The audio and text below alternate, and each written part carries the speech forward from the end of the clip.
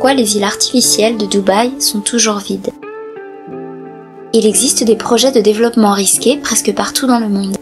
Et partout dans le monde, certains d'entre eux échouent. Ne vous êtes-vous jamais demandé pourquoi les îles artificielles de Dubaï sont toujours si vides? Dans cette vidéo, vous découvrirez la véritable histoire derrière les îles artificielles impressionnantes de Dubaï et pourquoi ils ont échoué. Avant de continuer, si vous êtes nouveau sur la chaîne, abonnez-vous et activez la cloche de notification pour ne rater aucune de nos prochaines vidéos. Dubaï est une ville des Émirats Arabes Unis, connue pour ses boutiques de luxe, son architecture très moderne et sa belle vie nocturne. Dubaï est connu pour ses excès, tout est brillant et neuf, une oasis de richesse plantée dans les sables mouvants d'un désert sans fin. Mais il y a quelques années, ils ont fait quelque chose de si somptueux qui a rendu tout le reste, toutes les Lamborghini dorées, les Burj Khalifa et les fontaines scintillantes, si pâles en comparaison. Au début des années 2000, les promoteurs immobiliers ont vu une énorme opportunité dans la création de terres artificielles sur la côte de Dubaï. Cette idée semblait imparable et la demande de propriété en mer était énorme. Dubaï s'était déjà étendue sur la majeure partie de sa côte. Nakheel Properties, une société immobilière appartenant au gouvernement de Dubaï, a donc prévu de changer radicalement la région. Tout cela en l'espace de 2 décennies seulement. Entre 2001 et 2006, un certain nombre de plans ont été annoncés. La société immobilière a planifié 3 projets d'îles différentes qui, vus de l'espace, devraient représenter une forme de palmier. Palm Jumeirah, Palm Jebel Ali et enfin Palm Deraa. Dans une deuxième phase, The World a été annoncé et devait être complété par un autre projet encore plus grand, The Universe. Des îles artificielles ont été prévues qui ressemblent à la forme du Soleil, de la Lune ainsi que les planètes du système solaire, de la Voie lactée et d'une galaxie lointaine. À côté de Palm Jebel Ali, un autre projet gigantesque devait être créé, le Dubai Waterfront. Ces îles devaient être formées comme une étoile et un croissant, un symbole important de l'islam. Ces projets de construction ont été annoncés comme le plus grand projet de développement humain au monde. Les Palm Islands de Dubaï comptent parmi les ouvrages d'ingénierie les plus ambitieux et les plus difficiles à réaliser au monde. Construites pour attirer les touristes du monde entier, les îles artificielles de Dubaï sont d'incroyables prouesses d'ingénierie. La principale raison de la construction de ces îles artificielles était d'accroître le marché du tourisme de Dubaï, en offrant une destination touristique unique en son genre. Une autre raison était de fournir des biens immobiliers de premier ordre à des personnes privées. Mais comment ces îles ont-elles été créées? Par un processus appelé récupération des terres, qui consiste à draguer le sable des fonds du golfe Persique et du golfe Arabique. Le sable a ensuite été pulvérisé et vibro-compacté pour lui donner sa forme, en utilisant la technologie GPS pour la précision et l'entourant de millions de tonnes de roches pour la protection. Des centaines de millions de tonnes de cubes de sable ont également été dragués du fond de la mer et utilisés pour former les parties supérieures des nouvelles îles artificielles. Rétrospectivement, le niveau de confiance avec lequel ces projets ont été avancés est étonnant. Mais les îles étaient considérées comme des projets de prestige qui servaient l'objectif plus large de faire de Dubaï un haut lieu de tourisme et de créer ainsi de nouvelles sources de revenus pour une ville qui tirait l'essentiel de sa richesse de l'extraction du pétrole.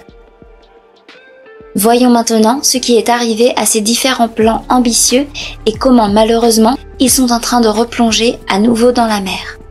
Tout d'abord, jetons un coup d'œil aux îles palmées de Dubaï. Palm Jumeirah et Palm Jebel Ali. Le Palm Jumeirah a la forme d'un palmier, composé d'un tronc et de 17 frondes et est entouré d'une île en forme de croissant de près de 8 km de long.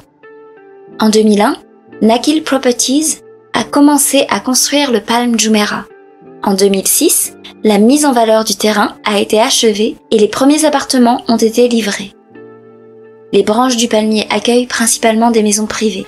Alors que le Palm Jumeirah était encore en construction, d'autres projets ont commencé à prendre forme.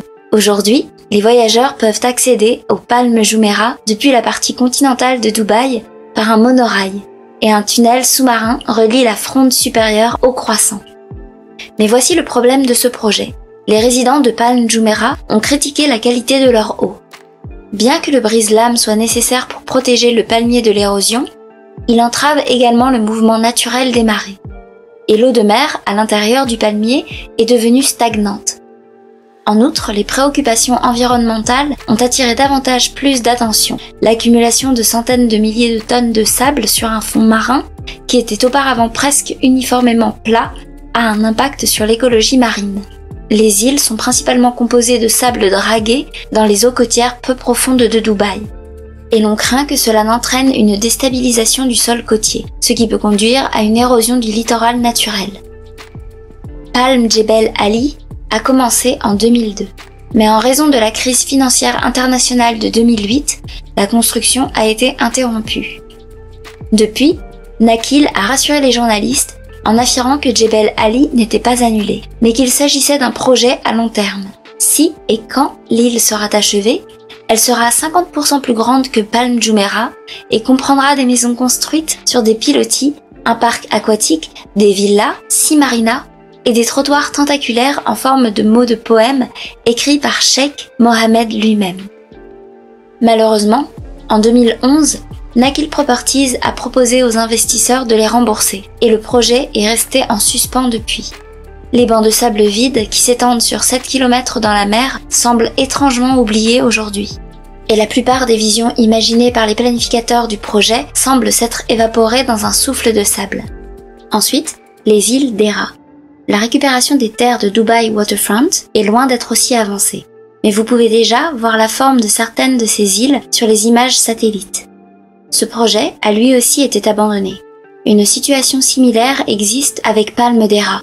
L'idée d'une troisième île Palm Deira, a été lancée en 2004. Cependant, en 2013, Nakheel a changé de vitesse et a renommé le projet en Deira Island. Nakheel a décidé d'essayer de sauver ce projet en le renommant. Au lieu de continuer à créer de nouveaux terrains, le projet a été revu à la baisse et s'appelle désormais simplement Deira Island et des travaux de construction sont actuellement en cours, avec un centre commercial prévu, 2 immeubles de grande hauteur et une rue commerçante.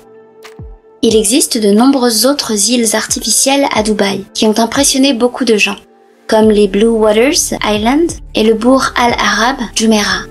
Mais l'une d'entre elles, qui a véritablement surpris beaucoup de monde à la fois, est appelée The World, une immense archipel artificiel qui consiste de 300 petites îles construites en une carte du monde. The World était censé abriter des maisons luxueuses et des complexes touristiques situés à une courte distance en bateau de Dubaï. Mais aujourd'hui, plus de 10 ans après l'achèvement de ces îles, il n'y a pratiquement rien de construit dessus. Maintenant, il semble qu'il s'enfonce à nouveau dans la mer. Que s'est-il passé ? En 2003, la construction de ce projet de plusieurs milliards de dollars a été annoncée. Les promoteurs de The World avaient de grandes ambitions. Lors de leur construction, elle devait être remplie d'hôtels et de maisons de luxe, vendues exclusivement aux super riches. Accessibles uniquement par bateau, les îles de The World étaient vendues aux plus grands acheteurs. Les propriétaires pouvaient alors prétendre qu'ils possédaient l'Irlande, la Grande-Bretagne ou tout un autre morceau de The World qu'ils achetaient. Conçu en 2003, le projet devait être un terrain exclusif pour les stars du cinéma et les membres de la famille royale. Des invitations à posséder le monde ont été envoyées chaque année à un groupe ciblé de 50 acheteurs potentiels, proposant des visites du site en hélicoptère avec des prix pour les îles allant de 15 à 50 millions de dollars. Après le succès de Palm Jumeirah, les gens ont voulu avoir leurs propres îles privées. The World était un moyen de créer un endroit où chacun pouvait faire ce qu'il voulait. Après 5 années de dragage de sable, au cours desquels 320 millions de mètres cubes de sable et 25 millions de tonnes de roches ont été transportées, la dernière pierre a été posée en janvier 2008, à la veille de la crise financière mondiale. La vision s'est effondrée tout aussi rapidement. Une autre victime de la crise financière de 2008, l'avancement de ce projet, s'est arrêté. En 2013, seuls le Groenland et le Liban avaient été développés. C'est parce que le dirigeant de Dubaï vivait à l'époque sur l'île de Groenland. Malheureusement, les images de la NASA suggéraient que les îles s'enfonçaient dans l'océan. De nombreuses inquiétudes concernant la longévité du projet ont été soulevées lorsque des reportages ont indiqué que les petits canaux entre les îles ont commencé à s'ensabler, et l'élévation du niveau de la mer est un danger croissant pour un projet comme celui-ci. Selon Nakheel, le promoteur, quelques 70% des 300 îles ont été vendues avant que les informations selon lesquelles les îles s'enfoncent dans la mer ne commencent à faire le tour des médias. Les îles n'ont tout simplement pas été développées davantage, car bon nombre des investisseurs qui les avaient achetées étaient confrontés à leurs propres problèmes, à la suite de la crise financière. Même Dubai World, l'organisme d'investissement gouvernemental chargé du projet, s'est révélé avoir des dettes de 60 milliards de dollars. Du jour au lendemain, des milliards de livres de contrats de construction se sont évaporés dans un tourbillon de sable, laissant une trace de faillite, de poursuites judiciaires et de dettes impayées. Poursuivi par des associations avec des sociétés écrans et des opérations criminelles, l'ensemble du projet est devenu toxique, accablé par des rumeurs de blanchiment d'argent, des systèmes pyramidaux et des rapports selon lesquels les îles s'enfonçaient dans la mer. Après la crise financière, la plupart des investisseurs de ce projet n'ont pas été en mesure de continuer à financer la poursuite des travaux. Ils avaient moins confiance dans le rendement de ces investissements. 10 ans après la révélation du projet initial, The World semblait déjà ne plus correspondre à l'époque actuelle. Le projet a été perturbé par une série d'événements. Le propriétaire de la Grande-Bretagne de The World, Safi Qureshi, a été emprisonné, accusé d'avoir fait rebondir 50 millions de livres de chèques, ce dont il a ensuite été exonéré, après avoir servi 3 ans de prison. Le propriétaire de l'Irlande, John O'Dolan, a acheté l'Irlande pour près de 25 millions de livres sterling, puis s'est suicidé au début de 2009. Après avoir été harcelé pendant des années par des investisseurs furieux qui se demandaient où était passé leur argent, le copropriétaire britannique de la Thaïlande, Imtiaz Koda, a récemment été emprisonné pour une fraude, en tant que membre d'un groupe qui a escroqué les hôpitaux de NHS, les conseils et un gouvernement de plus de 12 millions de livres sterling. Il y a peut-être une solution pour les îles qui coulent. Quoi qu'il en soit, les méga-projets, comme ces îles artificielles à Dubaï, risquent de disparaître rapidement.